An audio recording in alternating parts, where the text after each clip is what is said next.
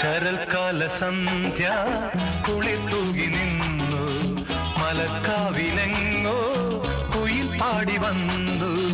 ശരൽക്കാല സന്ധ്യ കുളിർ തൂകി നിന്നു മലക്കാവിലെങ്ങോ കുയിൽ പാടി വന്നു.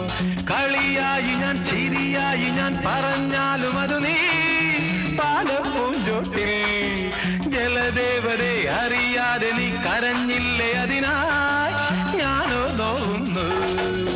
ശരൽക്കാല സന്ധ്യ കുളിർ തൂകി നിന്നു മലർക്കാവിലെങ്ങോ കുയിൽ പാടി വന്നു.